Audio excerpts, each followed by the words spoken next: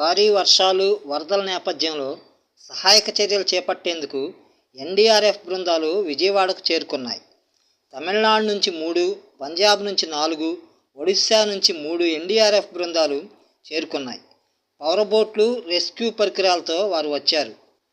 ఇప్పటికే ఎన్టీఆర్ జిల్లాలో సహాయక చర్యల్లో 8 ఎన్డీఆర్ఎఫ్, 10 ఎస్డీఆర్ఎఫ్ బృందాలు పాల్పంచుకుంటున్నాయి. వాయుమార్గం ద్వారా సహాయక చర్యల్లో హెలికాప్టర్లు పాల్గొంటున్నాయి. మరి కాసేపట్లో 4 హెలికాప్టర్లు విజయవాడ రానున్నాయి. ప్రజలు భయాందోళనకు గురికావద్దని విపత్తుల నిర్వహణ సంస్థ మేనేజింగ్ డైరెక్టర్ రోణంకి కూర్మనాథ్ తెలిపారు. పొంగిపొర్లే వాగులు, కాలువలు, రోడ్లు, కల్వర్టులు, మ్యాన్హోల్స్కు దూరంగా ఉండాలని సూచించారు. ప్రకాశం బ్యారేజీ వద్ద రెండో ప్రమాద హెచ్చరిక కొనసాగుతుంది. బ్యారేజీ నుంచి 11.38 లక్షల క్యూసెక్కుల నీరు విడుదల చేస్తున్నారు. కాలువలకు 500 క్యూసెక్కులు వదులుతున్నారు. మొత్తం 70 గేట్లు తెరిచి సముద్రంలోకి నీటిని విడుదల చేస్తున్నారు. బ్యారేజీ వద్ద 24.3 అడుగుల మేర నీటి మట్టం కొనసాగుతోంది.